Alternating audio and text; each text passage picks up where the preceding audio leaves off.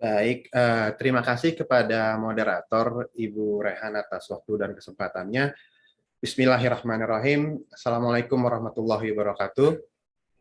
Pertama-tama saya ucapkan terima kasih kepada Ibu Anissa Ambadar selaku Managing Partner Ambadar dan Ambadar atas kepercayaannya kepada saya dalam kesempatan webinar ini.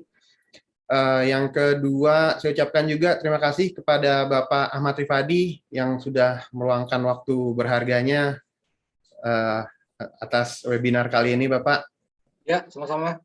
Ya, jujur Pak, ketika kami menerima materi dari Bapak, seperti sedikit kebingungan nih Pak, kepayahan Pak, materi apa lagi Pak yang ingin disampaikan, sebab apa yang Bapak paparkan tadi udah sangat terperinci dan jelas ya Pak mengenai kekayaan intelektual di Indonesia. Tapi kita coba sharing sedikit pada teman-teman mengenai pengalaman kita di kantor konsultan kekayaan intelektual, khususnya di Ambadar and Ambadar. Oke, tanpa basa-basi lagi, kita langsung aja ke pemaparan materi sesi kedua pada webinar kali ini.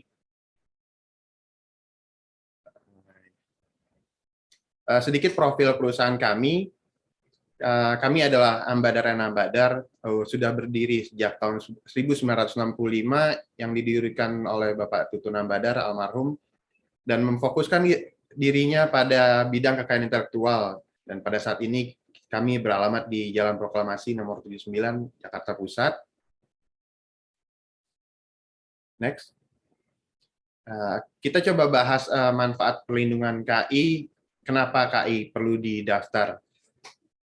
Ya, ada beberapa keuntungan dalam mendaftarkan KI, diantaranya mencegah kerugian ketika KI diakui oleh pelaku usaha lain, memudahkan pengalihan hak atau lisensi, memudahkan perizinan, misalnya BPOM dan atau SNI yang ketika ingin mengajukan diperlukan sertifikat atau permohonan KI. Selanjutnya, menghindari persaingan tidak sehat, melindungi konsumen, dan tentunya menjadi solusi permodalan atau jaminan fidusia. Namun untuk jaminan fidusia ini kita masih tunggu peraturan turunannya dari undang-undang yang sudah diatur, karena hingga saat ini pihak perbankan ya Pak Adi ya belum menerima ya Pak KI, sertifikat KI menjadi jaminan fidusia ya Pak ya. Oke, lanjut. Tadi Pak Adi sudah menjelaskan cara memperoleh hak atas KI. Silahkan lakukan pendaftaran ke DJKI, kecuali hak cipta, azasnya deklaratif, seketika diakui ketika sudah diumumkan. Namun DJKI juga menyediakan pencatatan hak cipta. Selanjutnya. Ini yang Pak Adi juga sampaikan tadi, pada umumnya seperti ini proses atau alur pendaftaran KI dari permohonan, pemeriksaan dokumen di sini diperiksa misalnya surat kuasa, surat pernyataan, atau tadi ada Pak Adi juga sampaikan surat pengalihan hak, lalu diumumkan. Ini tujuannya agar halayak tahu dan bagi pihak yang berkepentingan atau keberatan dapat mengajukan keberatan atas jika didaftarnya akan terdaftarnya KI tersebut. Lalu dilakukan pemeriksaan substantif oleh pemeriksaan KI. Tadi Pak Adi udah rincikan satu-satu merek, paten, desain, apa bedanya yang diperiksa. Lalu yang terakhir penerbitan sertifikat. Next.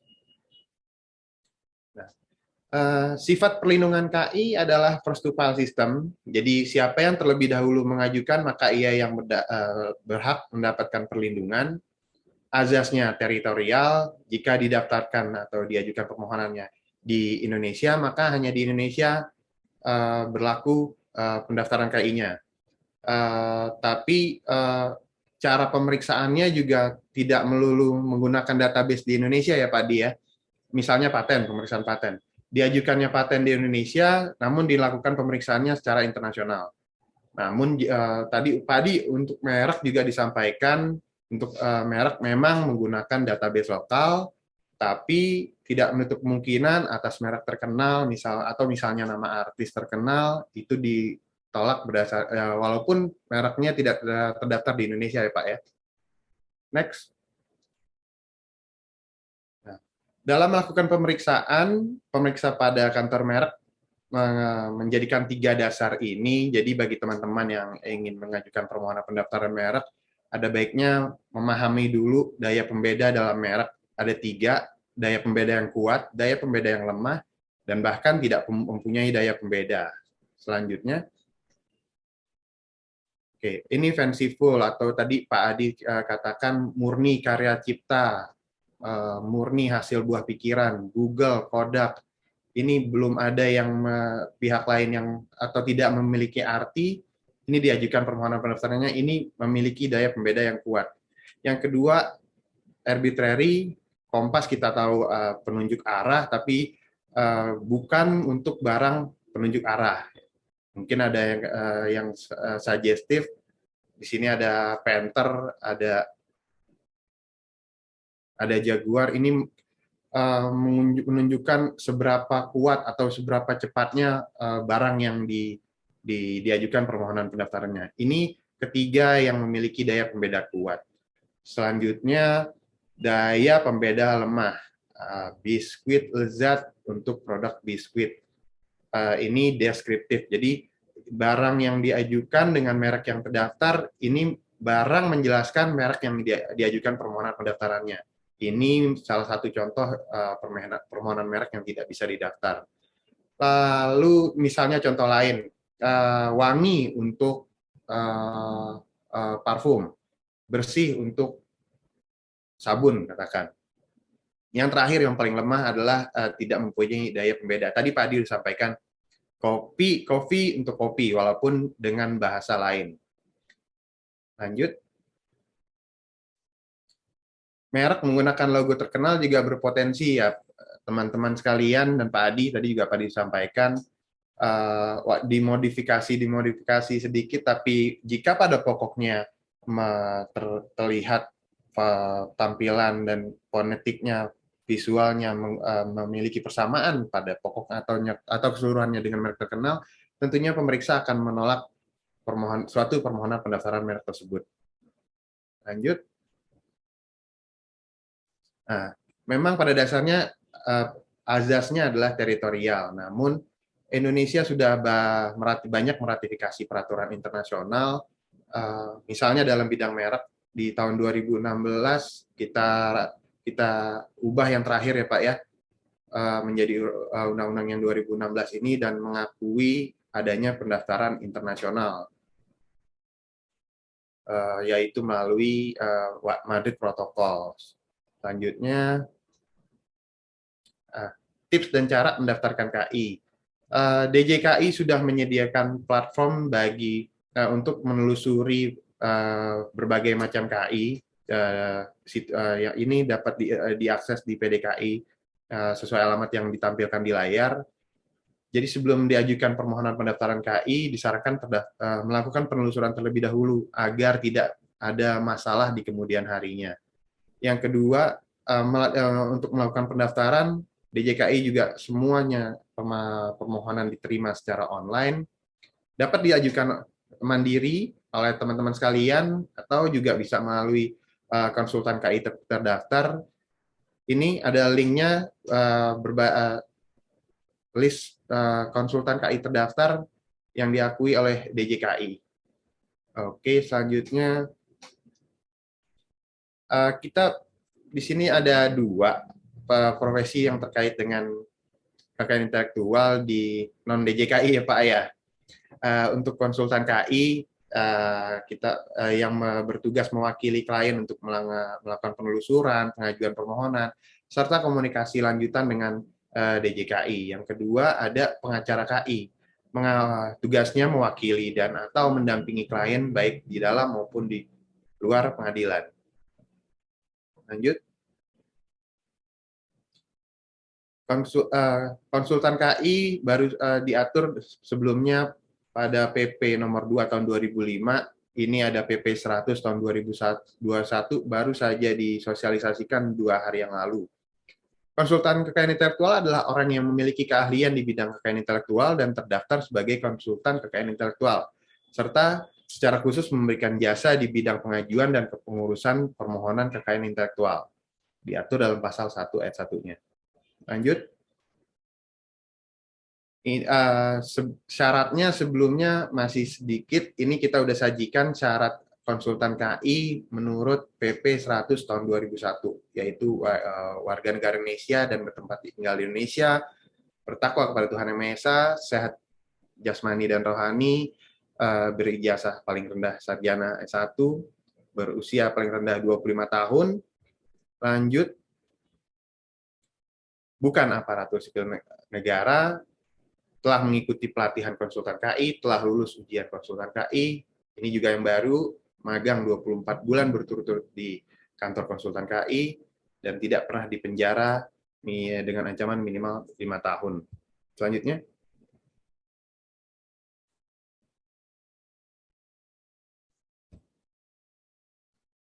Apa sih peran-peran konsultan KI ini? Tugas kita juga salah satunya berkontribusi dalam rangka promosi dan sosialisasi kegunaan kekayaan intelektual. Konsultan KI juga berkontribusi dalam rangka penegakan hukum atau contribute of law protection. Konsultan KI juga berkontribusi dalam perkembangan ekonomi dan industri atau contribution to development of economy and industry. Lanjut. Ini lingkup dan profesional konsultan KI, dari proses aplikasi dan registrasinya di KI, sosialisasi dan diseminasi proteksi KI, dan juga dapat menjadi mitra strategis bagi inovator, manufacturer, dan produser. Apa aja sih yang diurusi oleh konsultan KI? Intinya apa yang tadi Pak Adi udah sampaikan secara rinci, kita coba rangkum. Hak kita yang dilindungi adalah bentuk asal suatu ekspresi, paten adalah invensi atau temuan dan beberapa discovery, merek tadi Pak Adi udah secara jelas menyatakan tanda. Rahasia dagang adalah informasi yang berharga yang secara komersial yang mana perusahaan berusaha untuk menyembunyikan dari kompetitornya. Lanjut. Ini surprise juga, tadi Pak Adi udah sampaikan secara lisan. Ini adalah multiple IP yang ada di dalam satu produk. Pada handphone ini terdapat mereknya, yaitu Samsungnya, hak ciptanya pada program komputernya, patennya ada pada fingerprintnya, DTLST-nya ada juga, desain industrinya begitu juga. Tadi Pak Adi udah sampaikan secara lisan, visualnya kita sajikan. Selanjutnya, oke, ini apa yang dilakukan oleh konsultan KI sebelum pengajuan, dalam pengajuan, dan bahkan setelah pengajuan. Kita coba bahas satu persatu. Selanjutnya, pre-prosecution-nya, tindakan yang dilakukan sebelum mengajukan permohonan ke DJKI disarankan untuk melakukan penelusuran atau melakukan pengecekan agar memperlancar proses permohonan supaya tidak ditolak oleh DJKI ketika dalam melakukan pemeriksaan substantif. Lanjut. Dalam proses prosecution-nya merupakan tugasnya adalah mengajukan berbagai permohonan ke DJKI, yaitu di sini bertindak mewakili pemohon. Nah, kenapa menggunakan konsultan untuk mengajukan? Kan sudah DJKI sudah menyediakan platform yang mempermudah, karena ketika dalam perjalanannya mungkin saja ada hal-hal yang tidak mulus, misalnya terbit penolakan atau pemantauan untuk perpanjangan atau pemeliharaan dari suatu KI. Atau yang terakhir, kita juga bisa menjadi pihak ketiga yang berkepentingan, misalnya untuk mengajukan keberatan atau oposisi atas KI yang dipublikasi, atau di Undang-Undang yang Paten yang 2016 mengajukan banding atas pemberian. Ini upaya post grant opposition, jadi setelah oposisinya lewat atau jika yang tidak mau ke pengadilan. Selanjutnya, ini di luar proses yang ada di DJKI, kita bisa melakukan negosiasi, umumnya bertindak mewakili klien untuk negosiasi untuk pengalihan hak. Untuk dipidananya, sebelum melakukan pelaporan polisi atau melakukan gugatan, bisa Umumnya kita bisa melakukan somasi, umumnya bertindak mewakili klien untuk melakukan somasi ke pelanggar, bisa langsung atau juga bisa melalui media massa. Selanjutnya bisa gugat. Selanjutnya mengajukan gugatan. Ya, ini bertindak mewakili klien dan mengajukan gugatan ke pengadilan niaga atau mengajukan pelaporan ke kepolisian. Yang terakhir, untungnya jika menggunakan konsultan KI adalah dapat memonetasi dari IP mereka. Barangkali dari penemu atau pencipta ternyata bisa berhubungan dengan investor yang mempunyai link kepada konsultan KI. Selanjutnya, keuntungan-keuntungan menggunakan jasa konsultan.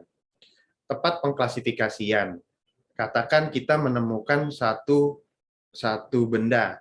Ini masuknya ke desainkah, ke patenkah, atau ke hak ciptakah? Nah, ini dapat diklasifikasikan oleh konsultan KI. Yang kedua, penelusuran lebih tepat dan detail. Iya, memang DJKI sudah sangat mempermudah bagi teman-teman sekalian yang ingin mengajukan permohonan pendaftaran KI-nya.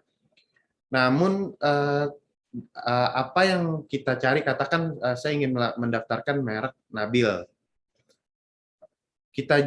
Kita gunakan situs yang tadi ditampilkan di materi di halaman sebelumnya pada PDKI, menggunakan kata kunci Nabil, mungkin tidak keluar. Tapi jangan-jangan ketika diajukan permohonannya nanti merek saya ditolak oleh merek Abil atau misalnya NAB spasi L. Nah, hal demikian nanti yang bisa diberikan opini oleh konsultan KI. Yang ketiga adalah proses permohonan termonitor dengan baik. Jika ada permasalahan dalam proses permohonan dapat diselesaikan dan ditanggapi dengan baik serta dalam jangka waktu yang ditentukan. Nah, ini berjalannya KI baik paten, desain, merek. Kalau di tengah-tengah ada halangan diterbitkannya surat penolakan atau hasil pemeriksaan substantif, kalau teman-teman sudah memang mengetahui cara atau bagaimana menanggapinya, ya sangat menguntungkan.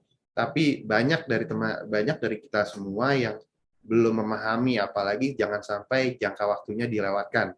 Ini haknya akan beresiko hilang ketika proses pemeriksaan substantif ini. Dan inilah yang menjadi salah satu keuntungan menggunakan jasa konsultan KI. Lanjutnya, adanya upaya preventif atas permohonan baru milik pihak lain yang diajukan dengan itikat tidak baik karena meniru aset pemegang hak berupa pemantauan dan tindakan atas permohonan yang dipublikasi.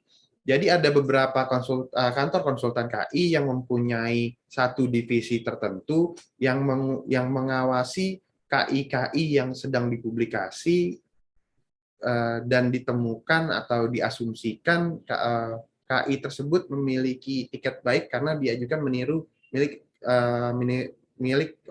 KI milik orang lain. Nah, hal-hal ini dimonitor oleh konsultan KI dan segera diinfokan kepada pemegang hak asli untuk dilakukan tindakan lanjutannya. Yang terakhir adalah mendapatkan rasa aman atas perlindungan dengan dipantau, diinfokan, diingatkan mengenai masa berlaku untuk melakukan pemeliharaan dan perpanjangan. Oke, kalau teman-teman mempunyai katakan satu merek atau satu paten, merek masa perlindungan 10 tahun, paten masa perlindungan paten sederhana 10 tahun, paten biasa 20 tahun.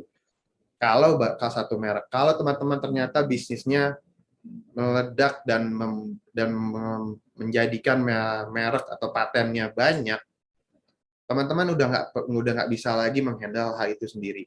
Dibutuhkan sistem monitoring yang baik dan tepat. Apalagi paten ada biaya pemeliharaannya setiap tahunnya.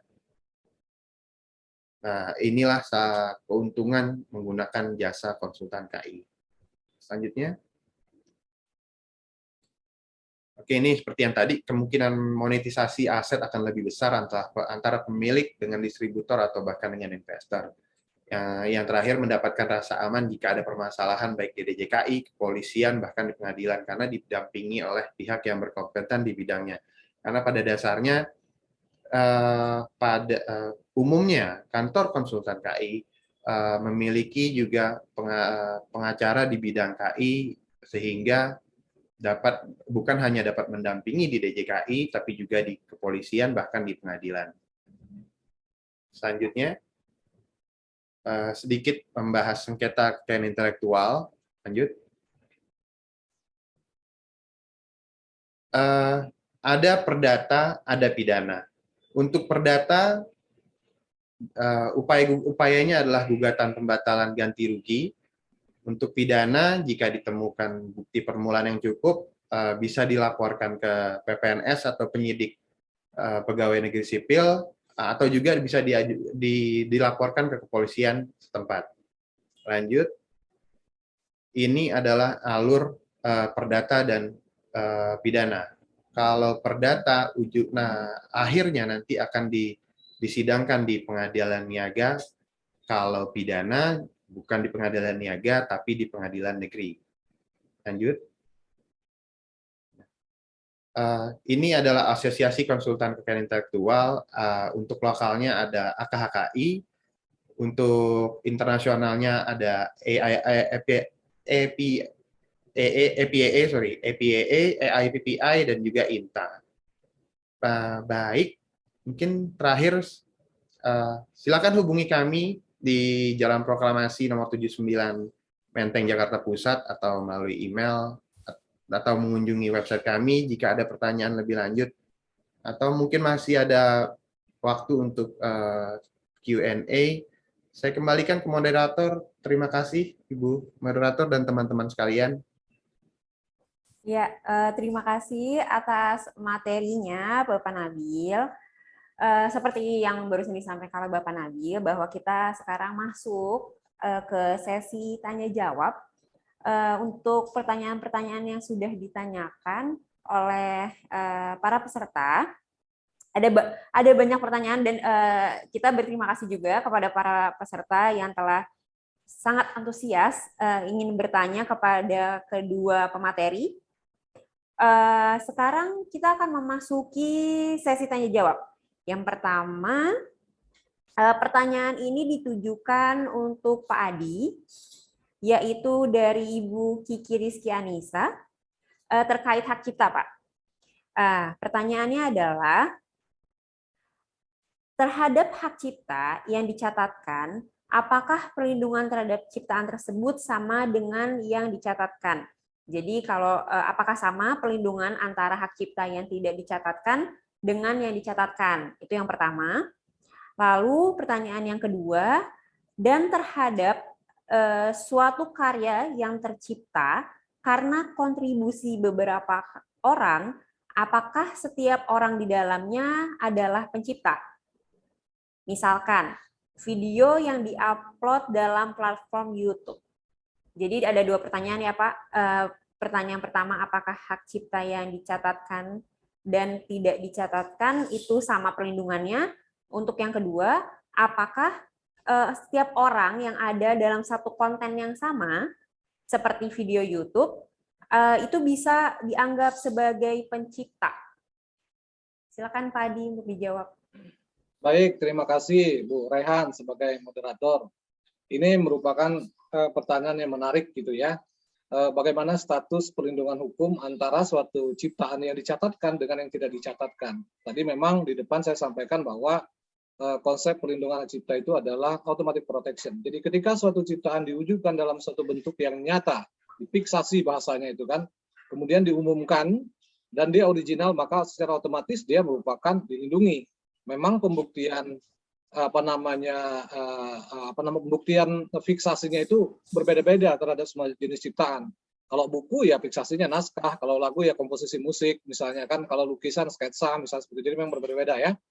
Nah, bagaimana dengan untuk hak cipta yang dicatatkan? Bapak Ibu sekalian, pencatatan yang diberikan oleh negara itu sebenarnya menegaskan klaim Anda sepihak terhadap satu ciptaan.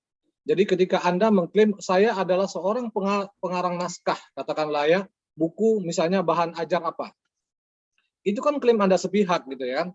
Oke, bagaimana supaya itu terdokumentasi. Jadi dokumentasi kami dalam bentuk pencatatan. Jadi karena pembuktian begini, pembuktian siapa pencipta yang sebenarnya itu kan sulit karena sifatnya automatic protection. Oleh karena itu perlu ada namanya suatu dokumentasi. Dokumentasi itu dalam bentuk pencatatan, ya kan?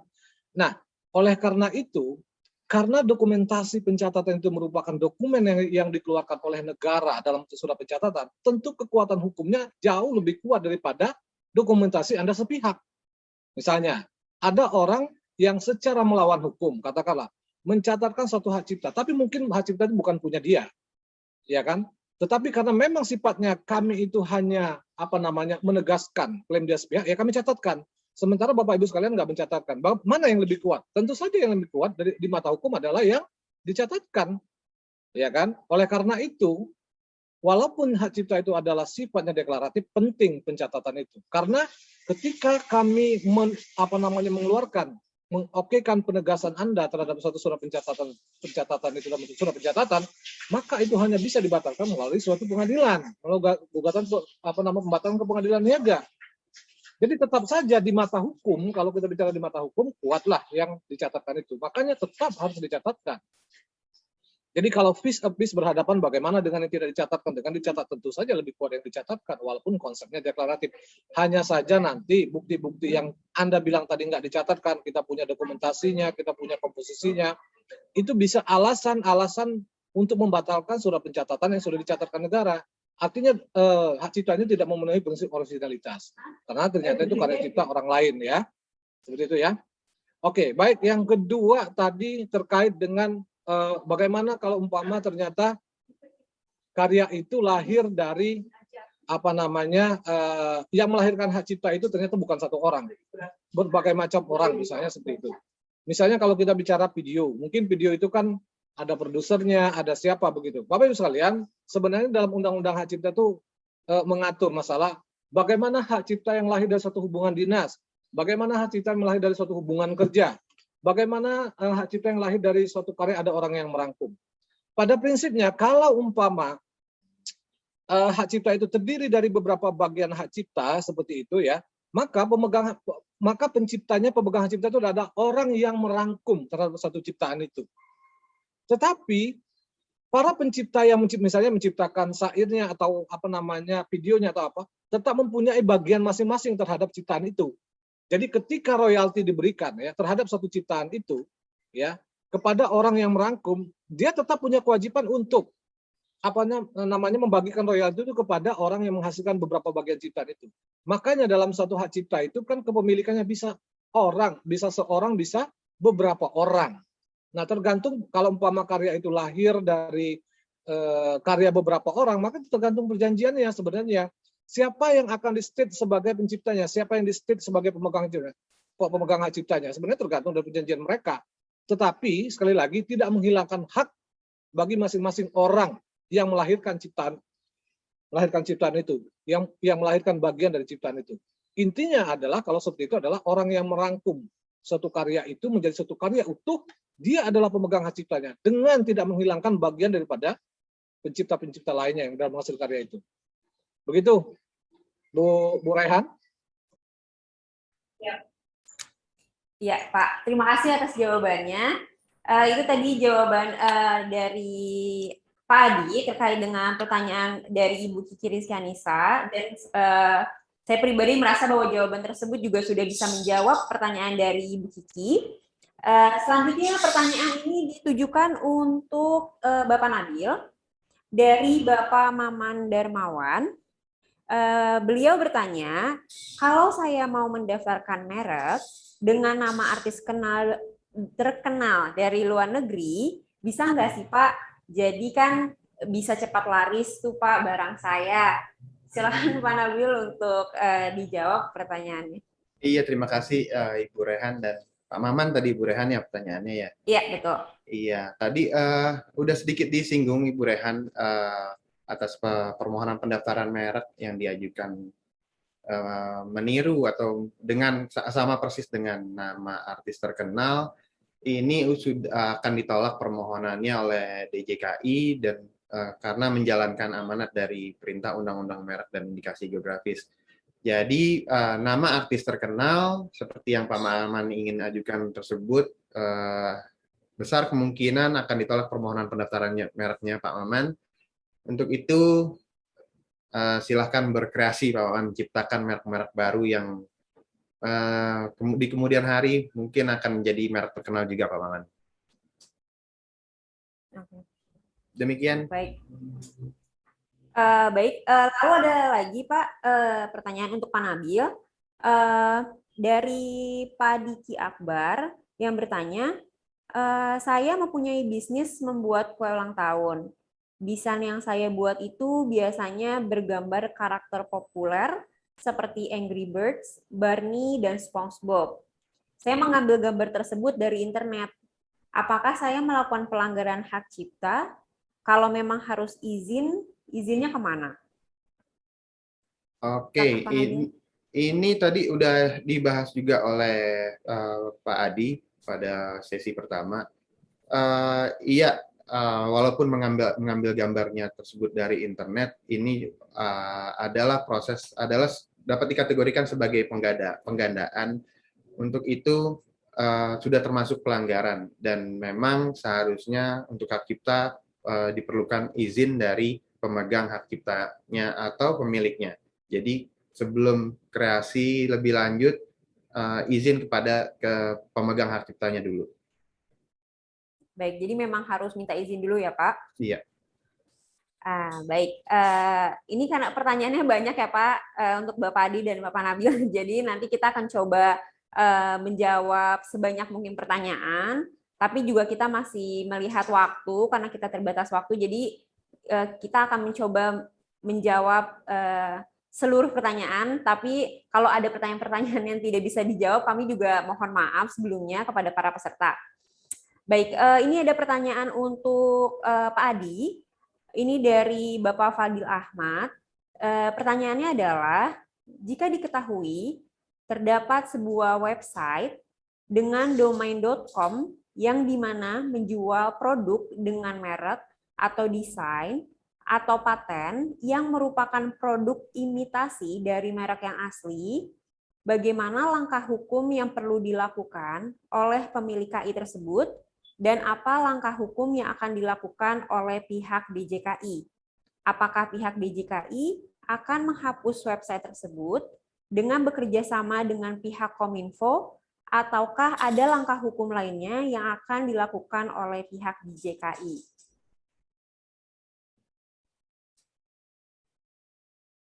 Jadi ada penjualan produk imitasi di domain.com, Pak Adi.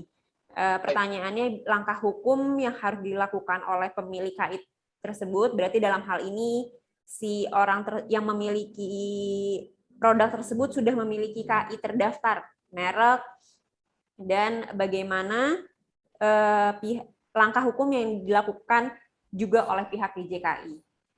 Baik, terima kasih Bu Rehan. Jadi ini sebenarnya adalah bagaimana kita mengatasi pelanggaran KI yang dilakukan melalui suatu media internet. Apakah medianya itu melalui marketplace maupun website dan seterusnya. Sebagaimana ilustrasi contoh tadi, artinya kan ada beberapa produk itu dijual dalam satu domain ataupun website, ternyata produknya itu adalah produk fake ya, produk palsu atau apa. Langkah hukum apa yang bisa dilakukan? Pertama, perlu dipahami Bapak Ibu sekalian bahwa semua tindak pidana KI itu merupakan delik aduan. Jadi memang harus ada pengaduan dari pemegang hak ya. Tinggal nanti kita bicara Anda punya bukti apa sebagai pemilik hak, apa punya sertifikat dan seterusnya. Nah, memang dalam undang-undang KI ini sendiri sebenarnya dalam mengatasi pelanggaran dalam ranah internet itu memang bukan berbeda. Ada yang sudah cukup komprehensif, ada yang tidak seperti itu. Kalau kita bicara sebagai contoh misalnya hak cipta. Undang-undang hak cipta, Undang-Undang 28 tahun 2014 tentang hak cipta. Itu memang sudah ada pengaturan hukum yang bisa mengatasi pelanggaran hak cipta atau hak terkait yang melalui sistem elektronik seperti itu. Misalnya kalau ada suatu situs katakanlah web atau apapun juga yang memuat film gitu ya, film, lagu atau apa, di mana lagu-lagu itu diupload, dijual atau diunggah tanpa izin dari pencipta, itu memang kita punya mekanisme namanya website blocking. Jadi memang kita bisa men-take down menutup website tersebut setelah dia melakukan pelaporan ke Ditjen KI. Nanti berdasarkan laporan itu nanti kita verifikasi, memang verifikasinya kita lakukan secara bersama dengan Kominfo, nanti kita sampaikan rekomendasi ke Kominfo untuk ditutup. Itu proses penanganannya cukup cepat. Jadi kita punya peraturan menteri bersama ya antara Kumham dengan Kominfo. Saya lupa nomornya, tapi memang peraturan itu salah satunya saya yang buat dulu.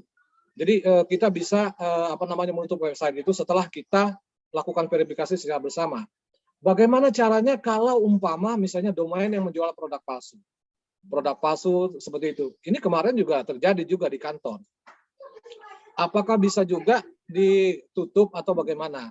Sebenarnya bisa juga kita website tersebut tutup atau kita tutup atau take down dengan menggunakan mekanisme bahwa bagaimanapun juga display produk itu merupakan satu objek lindung hak cipta. Jadi bukan kita bicara produknya ya. Kan orang membuat display produk. Ya, display produk itu merupakan satu karya seni dan ini pernah kita lakukan terhadap Modena.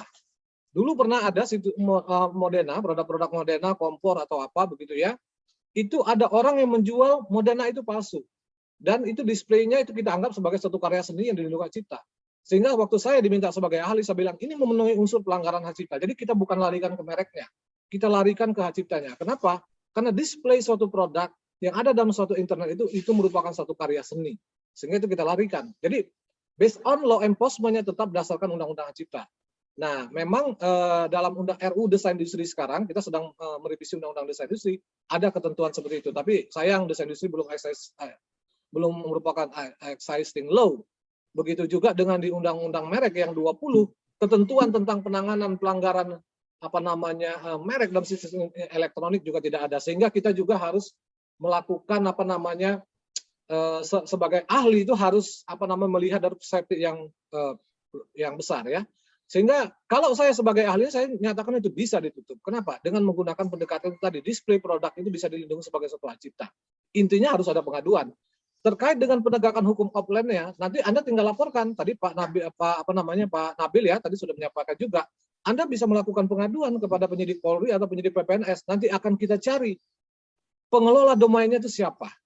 Uploadernya siapa, pasti akan ketemu dengan metode-metode penyidikan kita, akan ketemu. Jadi secara offline nanti kita akan bisa tegah ya, kita lakukan penegakan hukum dengan undang-undang merek misalnya, karena dia adalah orang yang memperdagangkan kan, memperdagangkan barang hasil pelanggaran, bisa kena dengan ketentuan pasal 100 gitu kan.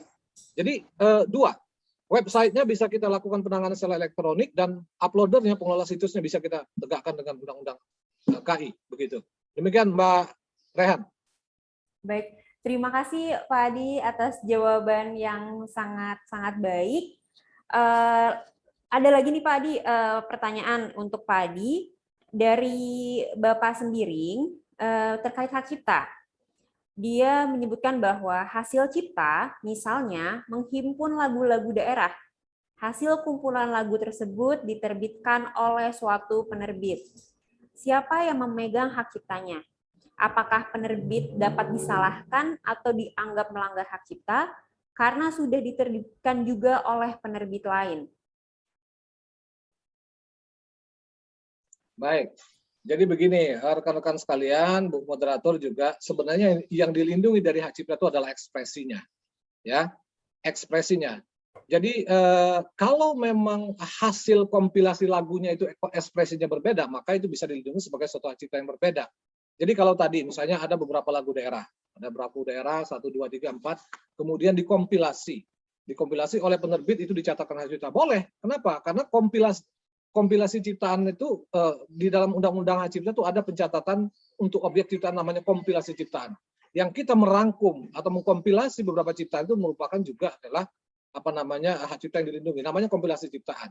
Nah, bagaimana kalau umpama sudah ada penerbit lain juga yang mencatatkan hak cipta seperti itu? Kita lihat apakah ekspresinya sama atau tidak.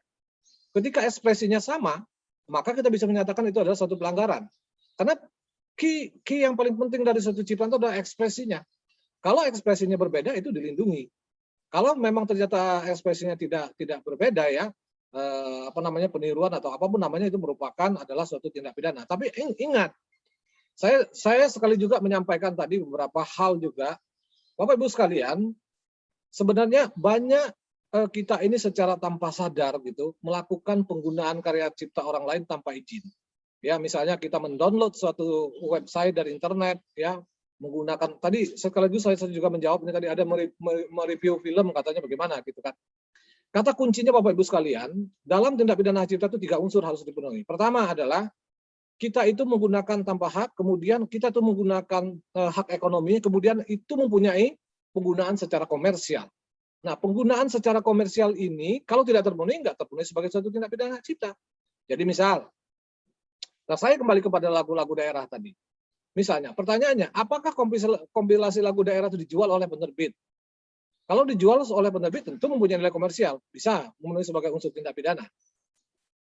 Ya kan? Kalau umpama mengkompilasi lagu saja, kemudian dibagikan secara gratis, itu nggak memenuhi sebagai suatu tindak pidana komersial, tidak memenuhi sebagai suatu penggunaan komersial. Begitu juga tadi sempat dibilang tuh dah, bagaimana kalau saya mereview film-film dari Marvel, kata tadi sampai lihat di sini kan, tapi saya nggak izin kepada Marvel gitu kan. Pertanyaannya, Anda mereview itu membuat konten nggak? Kalau Anda membuat konten, Anda taruh di YouTube, masuk iklan, dimonetize, sempurna sebagai suatu delik tindak pidana. Jadi kata kuncinya adalah, adakah penggunaan secara komersial di situ? Jadi sekali lagi, Mbak Moderator, saya sampaikan, kalau terkait dengan orang merangkum lagu-lagu daerah tadi, kita lihat ekspresinya. Berbeda atau tidak. Kalau ekspresinya berbeda, itu merupakan masing-masing ciptaan yang dilindungi seperti itu. Demikian. Iya, baik, terima kasih. Jadi memang ya Pak, kembali lagi kepada para masyarakat juga untuk mengetahui sebenarnya mereka itu harus secara sadar untuk tahu apakah mereka memang melakukan peniruan atau tidak. Itu juga harus ada kesadaran dari masyarakat sendiri itu sendiri ya. Jadi bisa menghindari hal-hal yang memang tidak diinginkan. Salah satunya memang melakukan pelanggaran atas hak cipta milik orang lain gitu ya Pak. Nah, kita lanjut lagi. Untuk pertanyaan selanjutnya diarahkan kepada Pak Nabil. Nah, penanya ini ada Bapak Ade Maulana.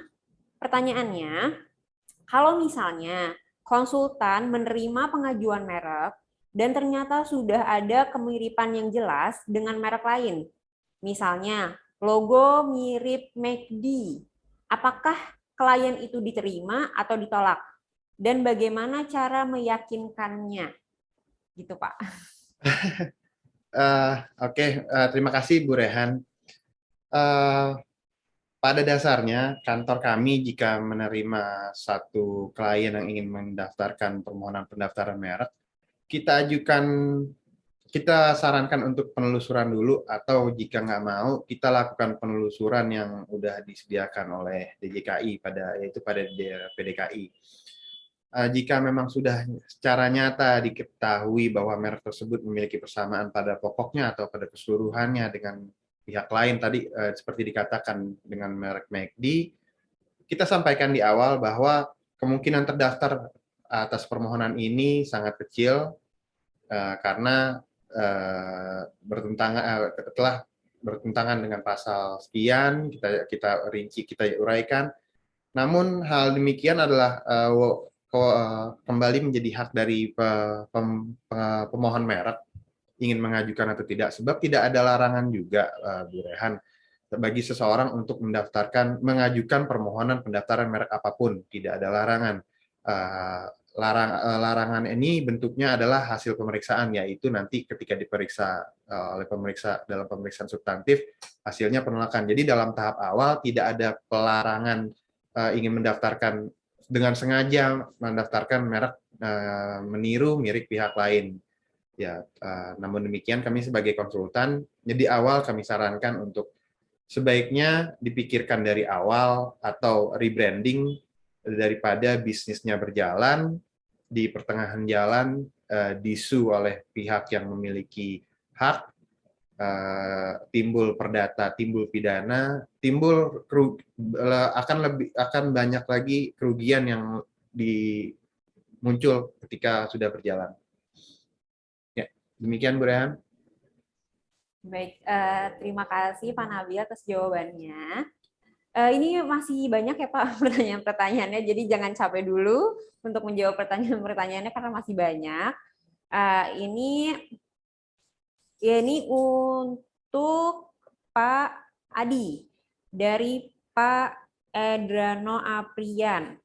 Dia bilang bahwa dalam paten, terutama paten yang pemegang haknya adalah negara atau instansi pemerintah, kemudian terjadi pelanggaran terhadap paten tersebut. Apakah itu otomatis bisa menjadi pelanggaran paten dalam ranah publik atau private? Dan bagaimana pertanggungjawaban negara apabila hal itu terjadi? Jadi pertanyaannya, kalau misalnya ada pelanggaran terhadap paten yang dimiliki oleh negara atau instansi pemerintah tadi, apakah itu masuk ke ranah publik atau masuk ke ranah private? Dan bagaimana pertanyaannya, bagaimana pertanggungjawaban negara apabila hal tersebut terjadi? Baik, terima kasih.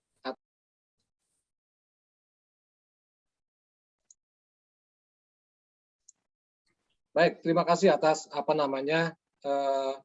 atas pertanyaannya. Jadi saya sebenarnya agak kurang bisa menangkap juga maknanya. Maksudnya nih, apakah memang dalam hal pemegang patennya itu adalah negara, kemudian bagaimana kalau terjadi pelanggaran, atau sebenarnya bagaimana kalau negara yang melakukan pelanggaran terhadap paten orang lain? Ini saya juga belum jelas. Tapi oke lah, saya tangkap maknanya.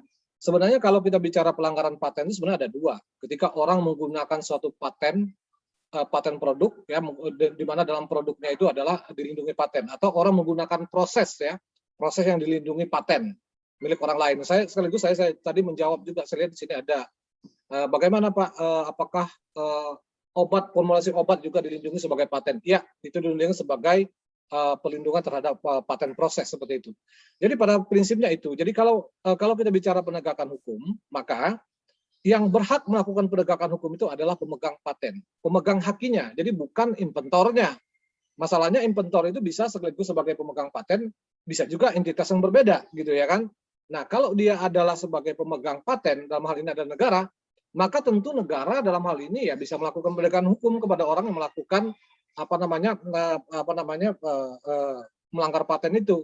Hanya saja menurut saya negara itu tentu ada entitasnya. Apakah Kemenristek Dikti misalnya gitu kan? Apakah Kementerian Dalam Negeri misalnya? Untuk pemegang paten terkait dengan metode EKTP misalnya, itu pemegang patennya kan adalah Kementerian Dalam Negeri. Nah, begitu juga beberapa riset Dikti misalnya, itu pemegang patennya Dikti. Kita katakanlah saja bahwa Kementerian Dalam Negeri maupun riset Dikti itu adalah merupakan implementasi dari negara ya. Tentu saja representasi dari Kementerian Dalam Negeri, misalnya apakah Pak Menterinya atau apapun, bisa melakukan penegakan hukum kalau ada orang yang melanggar patennya yang dimiliki oleh negara. Dalam hal ini Kementerian Dalam Negeri. Jadi nggak ada masalah. Gitu kan, kalau memang mau dilaporkan oleh pemegang patennya, negara nggak ada masalah. Hanya saja yang menjadi menarik adalah ketika pemegang patennya itu berorangan, ternyata ada negara yang melakukan penggunaan paten itu. Ini sebenarnya sering sekali terjadi seperti itu. Artinya kementerian itu ya bukan saja paten, secara tanpa sadar gitu ya, tanpa sadar menggunakan hak cipta yang dilindungi orang lain. Pernah terjadi misalnya di Pemda Jawa Barat kalau saya tidak salah. Ya kan, dia metode kebencanaannya itu ternyata itu dilindungi hak cipta orang lain. Ini dilaporkanlah dinas menangani masalah itu gitu kan. Jadi artinya yang melakukan pelanggaran paten itu ya bisa negara, bisa juga perorangan. Bisa saja misalnya ada teknologi yang dilindungi paten gitu kan. Negara menerapkan itu gitu kan tanpa sadar. Ternyata itu merupakan paten dilindungi orang lain. Hanya saja dalam undang-undang paten itu dikenal dengan namanya ada penggunaan paten oleh negara, bisa. Jadi negara bisa menggunakan suatu paten terdaftar dengan kondisi-kondisi tertentu. Ada peraturan pemerintahnya seperti itu. Misalnya dulu pernah terjadi negara menggunakan paten untuk paten obat flu burung kalau saya tidak salah. Kodenya apa begitu? Itu kan negara menggunakan paten orang lain. Tapi memang kondisi-kondisi itu memang dimungkinkan karena ada peraturan pemerintahnya yang mengaturnya gitu kan, ada syarat-syaratnya dan ada kompensasi kepada memegang patennya. Jadi ini bukan dalam konteks negara melakukan pelanggaran paten ya, tetapi ada mekanisme prosedur yang diatur dalam undang-undang paten manakala negara ya demi kepentingan publik, demi kepentingan negara tidak menggunakan paten orang lain. Itu namanya pelaksanaan paten oleh pemerintah. Tapi tetap saja harus memberikan kompensasi kepada kepada inventornya seperti itu. Demikian jawaban saya. Ya, terima kasih Pak Adi atas jawabannya yang sangat jelas. Jadi memang saya juga kita juga mengetahui bahwa memang ada peraturan terkait dengan penggunaan paten oleh pemerintah ya Pak. Jadi memang inventornya atau pemegang hak paten ini memang diberikan juga kompensasi oleh pemerintah ketika memang si paten tersebut digunakan oleh pemerintah gitu ya Pak. Baik, untuk selanjutnya ini pertanyaan buat Pak Nabil dari Pak Reandra. Dia bertanya, saya mau nanya, kalau saya perhatikan, contoh merek yang selama ini dibahas adalah merek-merek besar. Di berita pun juga begitu. Sengketa-sengketa tentang merek biasanya urusan brand besar. Nah, pertanyaan saya, buat usaha-usaha kecil atau yang baru mulai, apakah ada urgensi untuk mendaftarkan merek? Apakah sepenting itu? Kan mereknya belum terkenal. Kecil kemungkinan ada yang meniru. Silakan Pak Nabil. Oke, terima kasih Bu Rehan. Saya catat dua hal di sini Bu Rehan ya, terkait masalah merek yang timbul di berita dan juga merek yang masih kecil, yang usaha yang masih kecil didaftarkan atau tidak gitu ya Bu Rehan ya. Pada dasarnya ya permasalahan tentang merek banyak. Hal ini dapat ditemui pada situs resmi Pengadilan Negeri Jakarta Pusat salah satunya. Ternyata banyak merek-merek yang tidak terblow up dan tidak dipublish oleh media. Nah, yang kedua mengenai pendaftarannya, perlu digarisbawahi ke pendaftaran merek itu penting.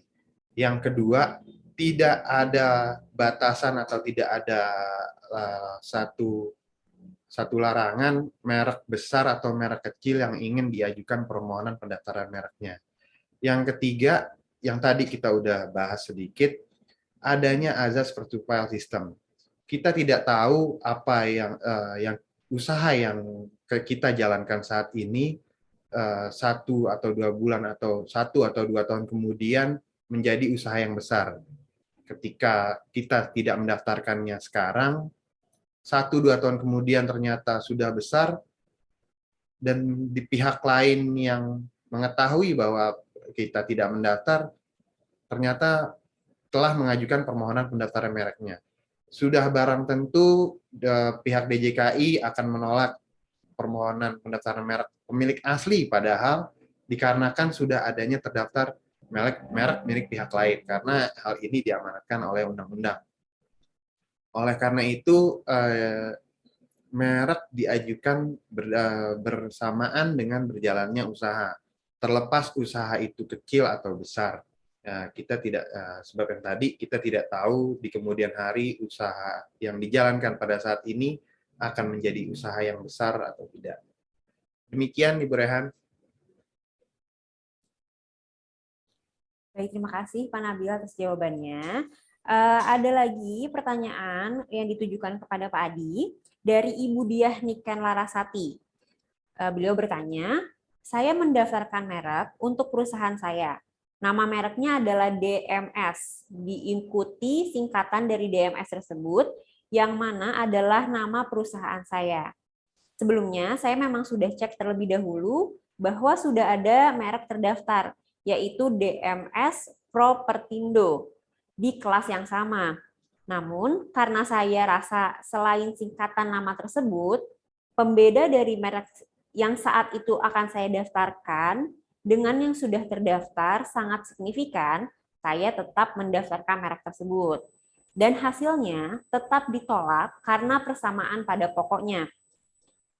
Alasan perusahaan saya mendaftarkan merek dengan singkatan nama perusahaan baru diikuti dengan nama perusahaan saya karena klien-klien perusahaan saya lebih mengenal singkatan dari nama perusahaan saya daripada nama panjang perusahaan saya. Pertanyaan saya, apakah ada solusi atas kasus permohonan merek perusahaan saya ini? Terima kasih sebelumnya. Silakan Pak Adi. Jadi begini, Ibu, saya paham ya kenapa merek Ibu ini ditolak. Saya sampaikan tadi bahwa kita itu dalam melakukan menilai suatu merek itu ada persamaan pada pokoknya adalah dengan melihat pada unsur yang dominan. Unsur yang dominan dalam suatu merek. Dominan dari sisi fonetik ataupun visual ataupun konseptual. Pada umumnya kalau merek itu merupakan merek kata, ini saya kasih rahasianya gitu ya, ini rahasianya. Pada umumnya ketika merek itu terdiri dari kata gitu ya, katanya itu adalah mungkin yang terdiri dari 2 suku kata, unsur yang dominan itu adalah kata yang di awalnya. Jadi kalau kita bicara DMS Propertindo tadi kan, kata dominan itu adalah DMS. Jadi kalau ibu mendaftarkan merek DMS kemudian diikuti dengan singkatan nama perusahaan ibu, tentu akan ditolak. Tapi ini akan berbeda ceritanya ketika ibu mendaftarkan nama perusahaan ibu kemudian di dalam kurungnya DMS. Karena menjadi unsur dominan itu adalah nama utuh perusahaan ibu, gitu loh. Jadi ini sebenarnya bukan kesalahan ya. Ini adalah saya nggak mau bilang trik juga, tapi kalau merek itu terdiri dari kata, unsur dominannya itu adalah yang di awal katanya itu. Nah, di awal merek itu. Tetapi kalau umpama terdiri dari suku kata, maka itu menjadi unsur dominan. Makanya kalau umpama ibu mendaftarkan merek, nama perusahaan ibu utuh lah. Saya nggak tahu nama perusahaan ibu itu DMS apa, saya nggak ngerti gitu kan. Nah, kemudian ibu ditulis di situ singkatan yang disingkat DMS. Kemudian ditambahkan unsur karakter lainnya. Misalnya kalau umpama perusahaan ibu itu ada lambang usahanya. Jadi maksud saya jangan kata tok, ditambahkan juga unsur karakter lambang usahanya. Itu akan membuat unsur pembedanya dengan merek itu. Saya yakin mungkin hasilnya berbeda, tapi saya bukan menyatakan bahwa itu jaminan ya Bu, tidak. Tapi maksud saya ini yang harus dipahami oleh para aplikasi pendaftar merek. Kalau merek kata itu yang dominan itu adalah apanya? Yang exclusive right-nya gitu loh. Exclusive right itu umumnya ada di awal kata. Gitu loh. Jadi misalnya orang mendaftarkan merek Diamond Pavilion. Kemudian ada lagi yang mana kira-kira? Kalau umpamanya untuk usaha villa dan segala macam. Tentu yang Diamond-nya itu kan yang yang merupakan exclusive right-nya. Sedangkan pavilionnya itu merupakan disclaimer-nya kan kurang lebih seperti itu. Jadi ini adalah merupakan cara kita bukan itu ya supaya dikabulkan. Maksud saya begitu Bu. Jadi cobalah dengan seperti yang saya sampaikan tadi. Demikian. Terima kasih. Baik, terima Mohon kasih izin, Pak Adi jawabannya. Ya. Mohon izin sedikit Mbak Rehan dan Pak Adi. Tadi kan pada dasarnya kan siapa tadi penanyanya Bu Rehan? Jadi nama penanyanya Ibu Diah. Ibu Dia. Jadi pada dasarnya Ibu Dia udah melakukan penelusuran, ditemukan merek DMS. Selanjutnya tetap diajukan DMS properti. Jadi ya kurang lebih seperti Ibu itu Dia ya Bu Rehan. Ya kurang lebih seperti itu sih Pak. Tapi yang menjadi penghalangnya adalah DMS Propertindo-nya Pak. Nah tadi Pak Adi udah ngasih semacam trik ya Pak Adi ya untuk meloloskan merek ini bagaimana. Nah, dan di sini juga Bu Rehan dan teman-teman fungsi konsultan kita akan mengarahkan bagaimana cara untuk merek suatu permohonan pendaftaran merek dapat didaftarkan. Dan yang kedua Pak Adi, mohon izin Pak Adi, mungkin kita bisa berikan bocoran ke teman-teman sekalian Pak Adi bahwa di luar negeri banyak yang sudah mengakui letter of consent Pak Adi ya. Dan jadi atas merek yang sama bisa didaftarkan dan digunakan oleh oleh 2 pemilik atau lebih. Nah, bocorannya ya boleh izin nggak apa-apa ya Pak Adi ya? Karena sedang digodok oleh kementerian nih Pak Adi ya. Silakan. Iya, bocorannya teman-teman adalah sedang digodok atau sedang didiskusikan peraturan mengenai letter of consent ini. Jadi kita akan mengikuti ketentuan yang berlaku di internasional bahwa atas satu merek bisa digunakan dan didaftarkan oleh lebih dari satu pihak. Tadi oleh Ibu siapa tadi? Ibu Diah tadi. Kalau masih karena ini udah berjalan dan klien-kliennya udah tahu mengenai merek DMS properti ibu milik perusahaan ibu ini, mungkin wait a sec dulu Bu, sampai peraturannya terbit. Ketika peraturannya terbit, ajukan letter of consent kepada pemilik merek awal atau yang pemilik merek aslinya. Ketika mendapatkannya, ajukan permohonan pendaftaran mereknya. Hal ini dapat menjadi solusi bagi perusahaan ibu untuk mendapatkan registrasi atau pendaftaran atas permohonan merek ibu itu. Mohon izin koreksi, benar nggak Pak Adi? Pak Adi, ada bocoran seperti itu Pak Adi?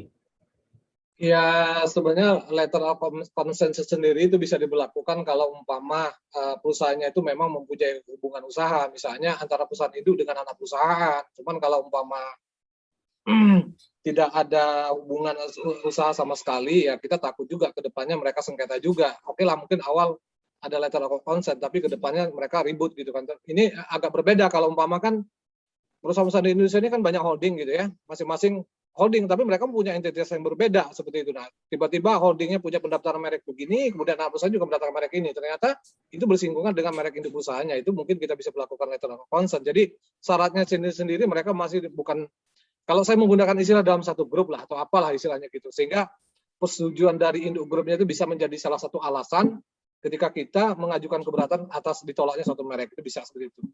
Cuman kembali kepada merek DMS ini tadi.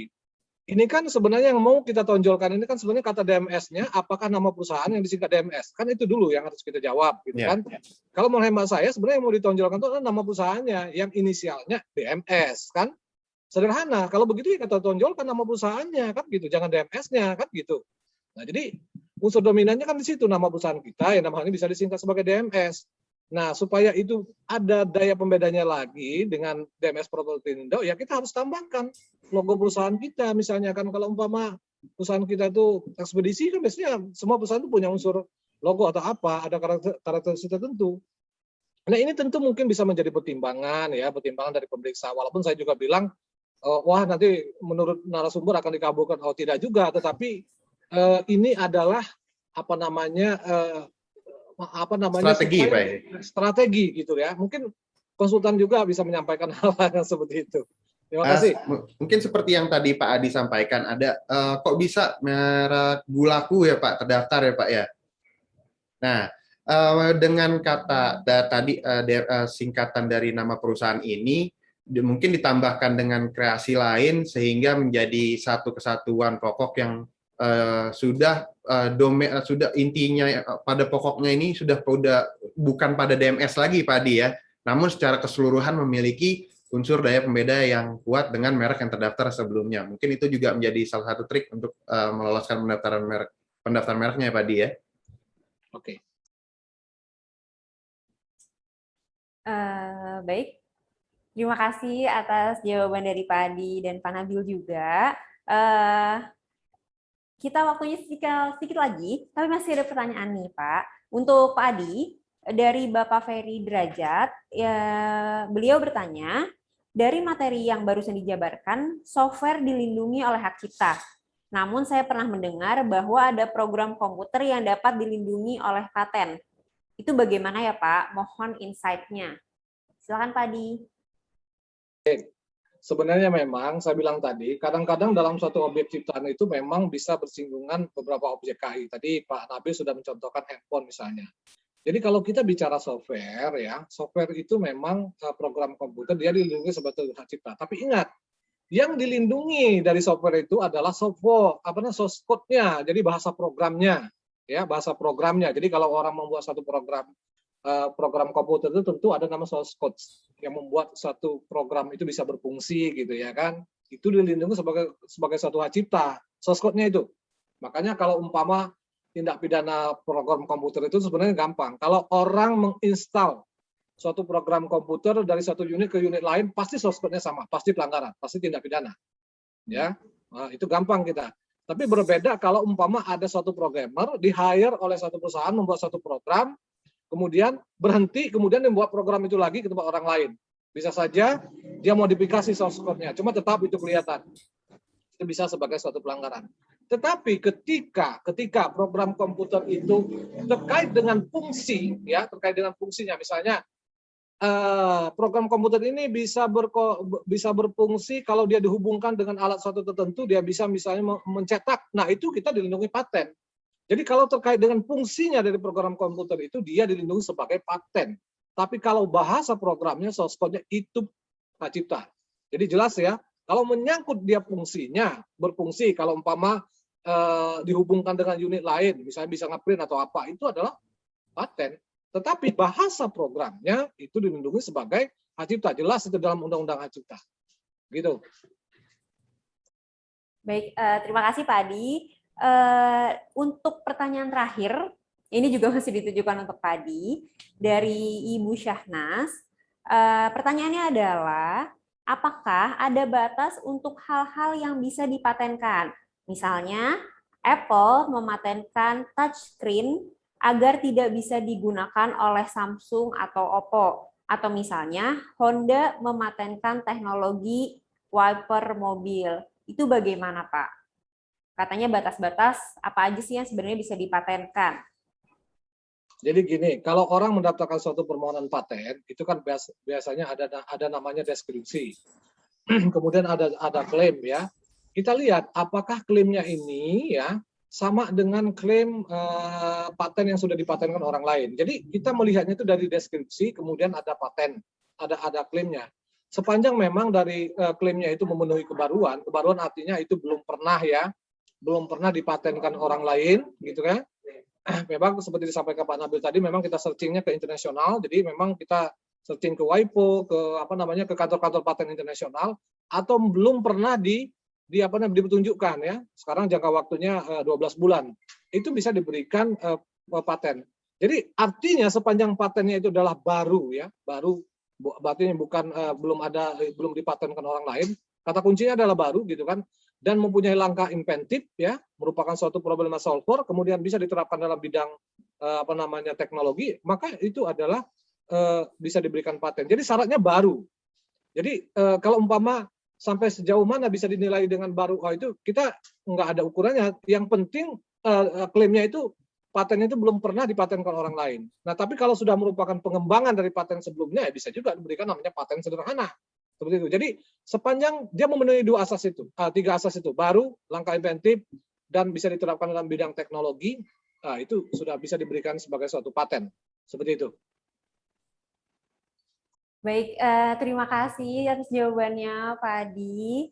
Dan barusan pertanyaan dari Bu Syahnas adalah pertanyaan terakhir untuk sesi tanya jawab kita. Jadi untuk pertanyaan-pertanyaan yang belum bisa kami jawab, kami mohon maaf karena memang kita terbatas oleh waktu. Dan kita akan masuk ke akhir acara. Sebelum kita masuk, saya akan memberikan kesempatan untuk para pembicara, Pak Adi dan Pak Nabil untuk memberikan closing statement-nya. Silakan untuk Pak Adi memberikan closing statement-nya.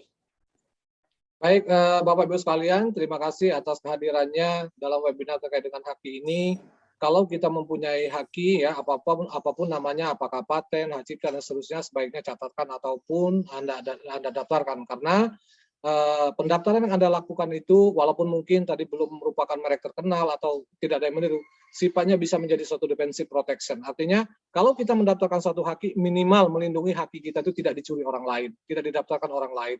Sifatnya defensive protection. Jadi, kalau Anda punya karya, lindungilah karya Anda tersebut, catatkan ke Ditjen KAI, daftarkan ke Ditjen KAI. Kalaupun kita itu nggak mau melakukan penegakan hukum, minimal ide atau kreasi kita itu tidak dicuri oleh orang lain. Demikian kira-kira, Bu Moderator. Terima kasih. Assalamualaikum warahmatullahi wabarakatuh.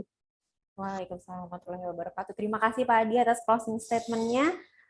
Lalu Pak Nabil, silakan untuk menyampaikan closing statement-nya. Iya, terima kasih Bu Moderator dan juga terima kasih kepada Bapak Ahmad Rifadi. Kita harap webinar kali ini dapat bermanfaat bagi teman-teman semua. DJKI selaku instansi terkait telah mempermudah proses permohonan pendaftaran dan bahkan bukan hanya mempermudah, di dalamnya prosesnya juga mempercepat proses pemeriksaan sehingga timbulnya hak akan lebih cepat dan teman-teman sekalian akan memiliki rasa aman yang lebih ketika KI teman-teman sudah terdaftar. Untuk itu baik dari kami Ambadar dan juga dari DJKI sangat menyarankan atas suatu kreasi, ciptaan, atau apapun itu yang berkaitan dengan kekayaan intelektual agar didaftarkan demi mendapatkan kepastian hukum. Oke. Demikian Ibu Moderator, dikembalikan. Terima kasih. Baik, terima kasih Pak Nabil atas closing statement-nya. Sebelum saya menutup acara webinar kita hari ini, saya ingin menginformasikan bahwa e-sertifikat akan dikirimkan oleh kami ke email masing-masing peserta dan secara bertahap dan maksimal 7 hari dari acara webinar hari ini. Jadi mohon untuk dicek email masing-masing apakah nanti sudah ketika kita sudah mengirimkan sertifikat. Lalu kita juga ingin berterima kasih kepada Ibu Anissa Ambadar dan kepada para pemateri kita yang luar biasa hari ini, yaitu Bapak Ahmad Rifadi dan juga Bapak Nabil Baswell. Terima kasih telah menyempatkan waktunya untuk mengisi acara kita pada hari ini. Dan materi yang disampaikan juga semoga bermanfaat bagi kita semua.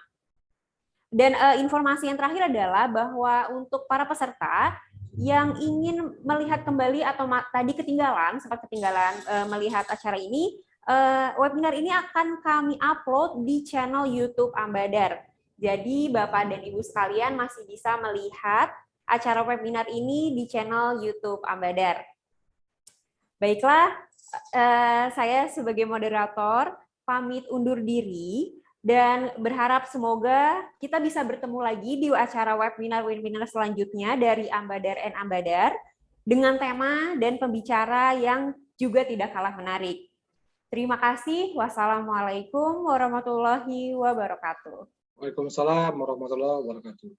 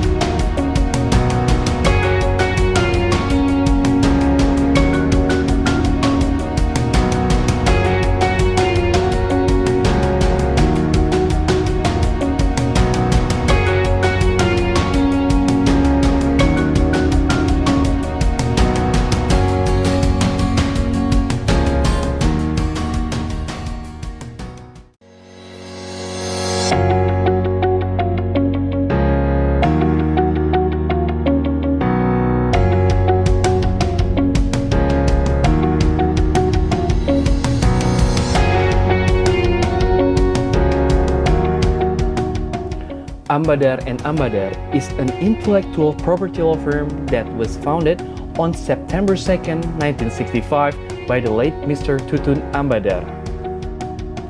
At the age of 56, we continue to keep up with the time and improve our capabilities so that we become the main choice for patent, trademark, industrial design, plant variety protection, and copyright holders, both local and international, in protecting their intellectual property. In carrying out this trust, we are also members of the International Intellectual Property Organization, starting from the International Trademark Association, the International Association for the Protection of Intellectual Property, Asian Patent Attorneys Association, and the European Community Trademark Association. To be the most trustworthy one-stop IP company is our vision. We, all consultants, management, and staff of Ambadar and Ambadar are always ready to help you become loyal partners in providing protection, commercialization, enforcement, and management of all types of intellectual property.